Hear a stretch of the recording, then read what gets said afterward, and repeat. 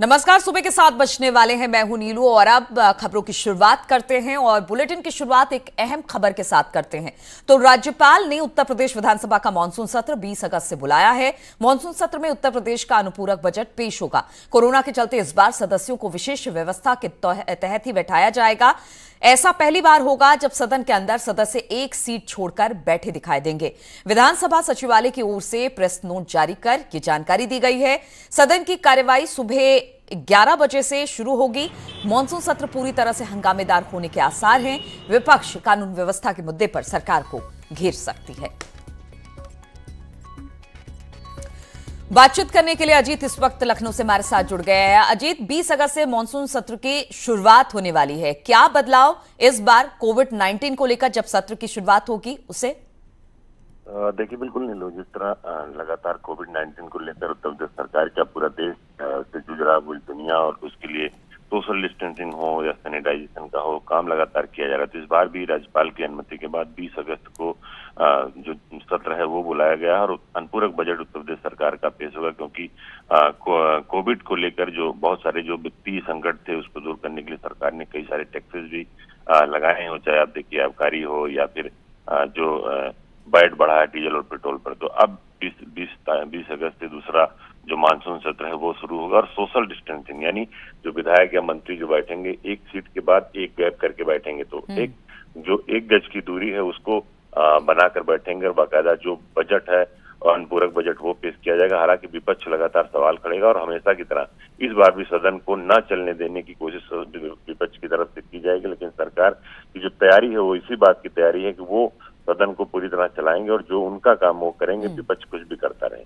चलिए अजीत, बहुत बहुत शुक्रिया आपका तमाम जानकारी हम तक देने के लिए।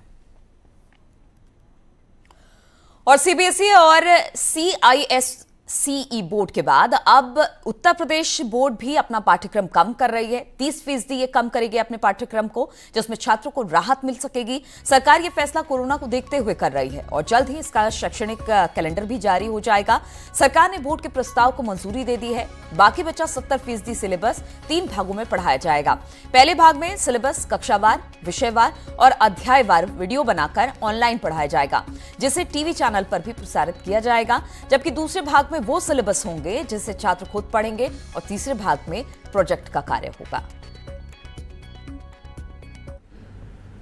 उत्तर प्रदेश सरकार द्वारा माध्यमिक शिक्षा बोर्ड के पाठ्यक्रम को 30% कम करने का निर्णय लिया गया है और ये जो 30% पाठ्यक्रम की कमी है, इसमें बचे हुए जो 70% पाठ्यक्रम है उसे 3 भागों में बांटा गया है, जिसमें पहले भाग में पाठ्यक्रम का वो भाग है जिसमें कक्षावार, विषयवार, अध्यायवार जो वीडियोस बनाकर ऑनलाइन इसको पढ़ाया जाएगा। और दूसरे भाग में पाठ्यक्रम का वो भाग होगा जो छात्र द्वारा स्व अध्ययन के द्वारा किया जाता है। और तीसरे भाग में पाठ्यक्रम का वो भाग होगा जो प्रोजेक्ट वर्क के माध्यम से छात्रों द्वारा किया जा सकता है। और अब खबर सोनभद्र से लेते हैं, जहां पर सुकृत पुलिस चौकी, एसओजी और स्वात की टीम ने मिलकर ड्रग तस्करों को गिरफ्तार कर लिया है। तस्करों की सूचना पाकर पुलिस और बाकी टीमों ने चेकिंग अभियान चलाया। इस दौरान पुलिस ने कार सवार 4 तस्करों को गिरफ्तार किया है। तस्करों के पास से 200 ग्राम हेरोइन बरामद की गई है। बरामद किए गए ड्रग की कीमत अंतर्राष्ट्रीय बाजार में 20 लाख रुपए बताई जाती है। इसके साथ ही पुलिस ने तस्करों के पास से 2 तमंचे और जिंदा कारतूस भी बरामद किया है। सुकृत की टीम ने और एसओजी और स्वाट की टीम ने मिलकर के ऑपरेशन क्लीन सोनभद्र के अंतर्गत बहुत अच्छी कार्रवाई करी, जिसके तहत उन्होंने प्राप्त सूचना के आधार पर एक स्विफ्ट डिजायर को रोका जिसमें 4 लोग जा रहे थे। उन चारों के कब्जे से 200 ग्राम हेरोइन, जिसकी अंतर्राष्ट्रीय बाजार में कीमत लगभग 20 लाख रुपए है, और 2 अदर 315 बोर के तमंचे बरामद किए। उनके पास से कुछ जिंदा कारतूस भी बरामद हुए हैं। बहुत ही अच्छी कार्रवाई। इस कार्रवाई के लिए सभी पुलिसकर्मियों को प्रशंसा पत्र दिया। और हरदोई के थाना बेनीगंज के ग्राम मढ़िया में एक आइसक्रीम विक्रेता की पिटाई का मामला सामने आया है। आइसक्रीम विक्रेता के साथ महिलाओं और पुरुषों ने मिलकर मारपीट की। इस दौरान सभी आइसक्रीम विक्रेता पर लाठी डंडे भांजते दिखाई दिए। इस दौरान किसी ने घटना का वीडियो भी सोशल मीडिया पर अपलोड कर दिया और अब ये वायरल हो रहा है। हरकत में आई पुलिस ने फिलहाल मारपीट करने वाले लोगों के खिलाफ मुकदमा दर्ज कर आगे की कार्रवाई शुरू कर दी है। पुलिस के मुताबिक आइसक्रीम विक्रेता का विवाद गांव के कुछ बच्चों से हुआ, लेकिन देखते ही देखते विवाद मारपीट में तब्दील हो गया। सभी ने मिलकर आइसक्रीम वाले की पिटाई की।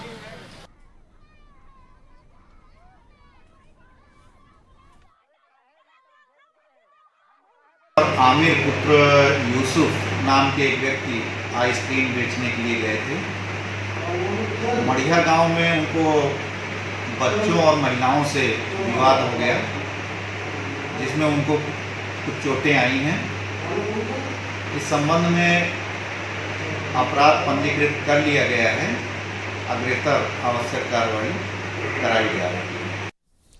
जौनपुर में रविवार को जमीनी विवाद में हुई मारपीट का वीडियो काफी तेजी से अब वायरल हो रहा है। इसमें दो पक्ष आमने सामने आ गए हैं और जमकर लाठी डंडे भी चले। पिटाई में आधा दर्जन लोग घायल हो गए, जिसमें से एक युवक की अस्पताल में मौत हो गई और पुलिस ने कार्रवाई करते हुए 6 लोगों को अब उसमें गिरफ्तार कर लिया है।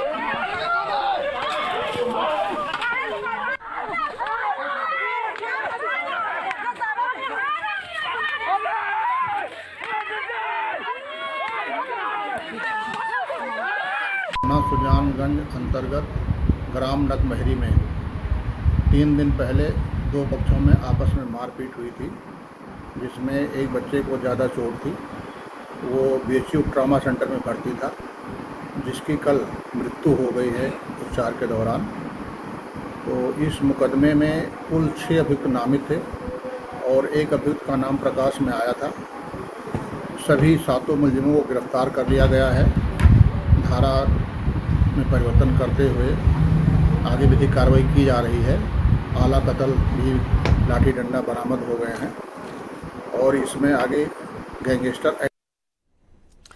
और सहारनपुर के नुमाइश कैंप मोहल्ले में दुकान से चोरी की लाइव तस्वीरें सामने आई है। तस्वीरों में आप अब देखेंगे कि किस तरह से एक बुजुर्ग दुकानदार सोता रहा और युवक ने दुकानदार के गले पर हाथ साफ कर दिया। चोरी की तस्वीरें दुकान में लगे सीसीटीवी में कैद हो गई। बुजुर्ग जो दुकान पर बेफिक्री से सो रहे थे, तभी एक युवक वहां पर आता है। मौका देखकर गले पर हाथ साफ कर देता है। दुकानदार के मुताबिक चोर ने गले में रख के 15,000 रुपए चोरी कर लिए। हालांकि मामले में अभी तक एफआईआर दर्ज नहीं हुई है।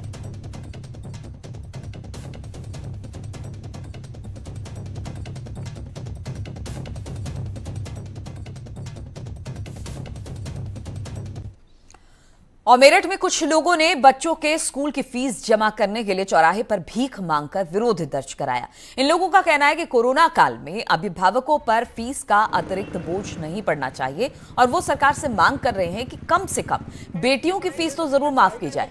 मेरठ की इस संस्था के लोगों का कहना है कि 3 महीने की फीस जमा न करने पर बच्चों का नाम तक काट दिया जा रहा है। चौराहे पे खड़े होकर भीख मांगने की नौबत इसलिए आ गई कि हम सरकार से ये गुजारिश कर रहे हैं कि कम से कम एक बेटियों की तो फीस माफ़ करे सरकार। बेटी बचाओ बेटी पढ़ाओ के अंतर्गत अगर सरकार बेटियों के लिए इतनी अच्छी अच्छी योजनाएं लाती हैं तो कहीं ना कहीं सरकार सिर्फ बेटियों की फीस माफ़ करे, जिससे अभिभावकों को जो बेटियों के माता पिता हैं उनको कहीं ना कहीं भविष्य में उनकी शादी करनी होती है तो कहीं ना कहीं से वो एक एक दिन का पैसा जोड़ के 3 महीने तक अगर वो पैसा जोड़ेगा तो उसके फंड में जाएगा, बेटी के फंड में जाएगा। लोगों की मनमानी यही है कि उन्हें जब फीस के साथ साथ वो इतना दबाव डालते हैं पेरेंट्स के ऊपर कि आज ये खर्चा है, उससे अलग इतने खर्चे कर लेते हैं। उनकी मनमानी ख़त्म होनी इसलिए ज़रूरी है। अगर यही चलती रही मनमानी तो आगे ये वाला टाइम आएगा कि हर आदमी है जो मध्यम वर्गीय आदमी है वो अच्छे स्कूल में बच्चे को नहीं पढ़ा पाएगा। बिल्कुल मेरे हिसाब से सरकार को नीति बनानी चाहिए और सरकार को इस चीज़ में आगे आना चाहिए। केवल बेटियों की वजह से बोल रहे हैं हम, और गुजारिश यही है कि अगर बेटियों की फीस भी ले ले तो उसमें से अगर बेटियों की फीस भी माफ़ कर दी जाए तो ये सरकार। और अगर खाकी के अंदर गद्दार नहीं होते तो 8 पुलिस वाले आज जिंदा होते। न्यूज 18 के पास ऐसी तस्वीर आई जिससे गैंगस्टर के साथ पुलिस वाले भी दिखाई दे रहे हैं। ये फोटो मुठभेड़ में मारे गए शूटर अमर दुबे की शादी की है। इस वीडियो को ध्यान से देखिए। शादी के स्टेज पर दूल्हा दुल्हन के साथ कौन है? अपनी दुल्हन के साथ अमर दुबे बैठा है और पीछे एसआई के शर्मा हंसते दिख रहे हैं। अब सीन नंबर 2 को देखिए और इस वीडियो में नए किरदार को पहचानिए। इस वीडियो में गैंगस्टर विकास दुबे की एंट्री होती है, साथ में एसआई के शर्मा भी दिख रहा है। 2 गैंगस्टर के साथ एसआई के शर्मा का यह वीडियो 29 जून का है। मुठभेड़ से ठीक 3 दिन पहले बिकरू गांव में शूटर अमर दुबे की शादी खुशी नाम की लड़की से हुई थी। 8 जुलाई को पुलिस ने एनकाउंटर में अमर दुबे को मार गिराया और खुशी को गिरफ्तार कर जेल भेज दिया। शादी की तस्वीरों में हर जगह आपको एसआई के शर्मा दिखाई देंगे। सादे कपड़ों में शादी का जश्न मनाने गए थे, ये जानते हुए भी कि गैंगस्टर विकास दुबे एक अपराधी है। इसके खिलाफ कई मामले थे, लेकिन कानून को ताक पर रखकर अपराधियों के जश्न में शरीक होने का शौक था इन्हें। आप कह सकते हैं कि निजी संबंधों की वजह से कोई किसी की भी शादी में जा सकता है, लेकिन जब आपको यह पता चलेगा कि के शर्मा की गलती से ही 8 पुलिस वाले मारे गए तो आपके होश उड़ जाएंगे। एसआई के शर्मा मुखबिरी करने के आरोप में निलंबित हैं। जिस वक्त पुलिस दबिश देने जा रही थी उस वक्त राहुल तिवारी मामले के जांच अधिकारी के शर्मा ही थे। के शर्मा ने गैंगस्टर कानून से गद्दारी कर गैंगस्टर विकास दुबे को दबिश की जानकारी दी। इसके बाद विकास दुबे ने थाने में फोन किया और एक सिपाही को धमकी दी कि अगर कोई उसके गांव में आएगा तो खून की नदियां बह जाएंगी। उसने सीओ देवेंद्र मिश्रा को मारने की भी धमकी दी। थाने के सिपाही ने एसआई के शर्मा को धमकी के बारे में जानकारी दी, लेकिन के शर्मा और थानाध्यक्ष विनय तिवारी ने ये बात किसी को नहीं बताई। इसकी कीमत 2-3 जुलाई की रात 8 पुलिस वालों ने अपनी जान देकर चुकाई। गैंगस्टर की शादी में शिरकत करने वाले के शर्मा ने कानून का साथ न देकर अपराधी को बचाने का काम किया।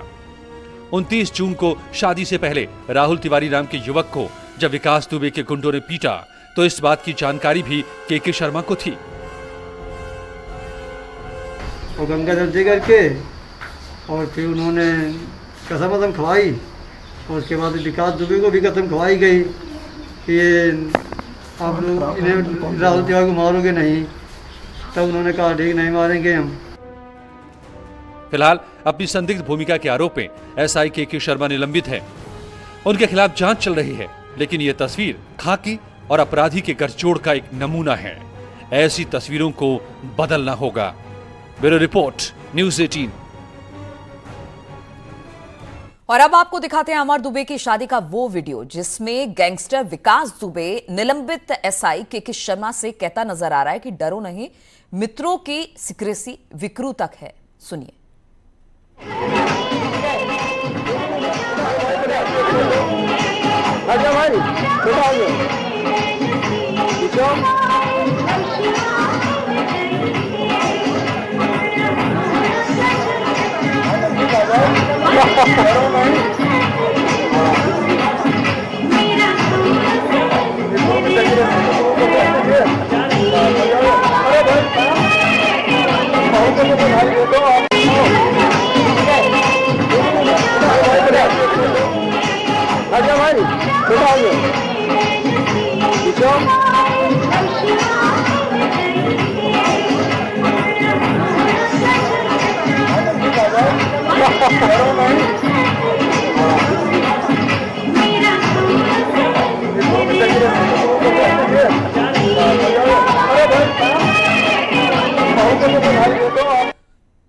फर्रुखाबाद में फर्जी दस्तावेज के सहारे नौकरी पाने वाले शिक्षकों के खिलाफ अब कड़ी कार्रवाई की गई है। बेसिक शिक्षा विभाग ने 25 से अधिक शिक्षकों को बर्खास्त कर उसके खिलाफ एफआईआर भी दर्ज कराई है।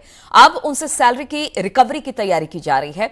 इसके अलावा शासन के आदेश पर जिले में गठित की गई टीम वर्ष 2010 के बाद भर्ती हुए शिक्षकों की जांच करेगी, जिससे गलत तरीके से नियुक्ति पाए शिक्षकों में अब खलबली मची हुई है। आगरा विश्वविद्यालय से संबंधित है 2823 लोगों की सूची में हमारे यहाँ 25 लोग पाए गए। 25 के 25 बर्खास्त हो गए हैं। 2500 पे एफआईआर हो चुकी है और इनके रिकवरी कार्रवाई गतिमान है। और जो STF की सूची में 2 लोग पाए गए थे, दोनों को बर्खास्त कर दिया गया है और दोनों लोगों पे FIR। ब्रेक के बाद एक बार फिर से आप सभी का स्वागत है। और सांपों से दोस्ती करना तो दूर की बात है, सांपों का नाम सुनते ही अच्छों की हवा निकल जाती है। लेकिन हरदोई का शिक्षक जहरीले सांपों के बिना एक पल भी नहीं रह सकता। युवक न सिर्फ सांपों के साथ खेलता है बल्कि उन्हें गाने भी सुनाता है और जहरीले सांपों के साथ सोता भी है।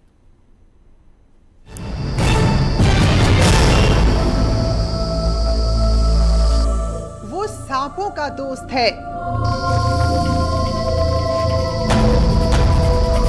उसे सांप पकड़ना पसंद है। वो सांपों के साथ सोता है।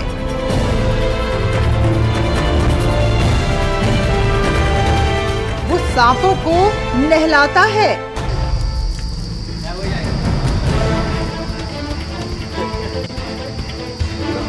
सांपों का जिगरी दोस्त।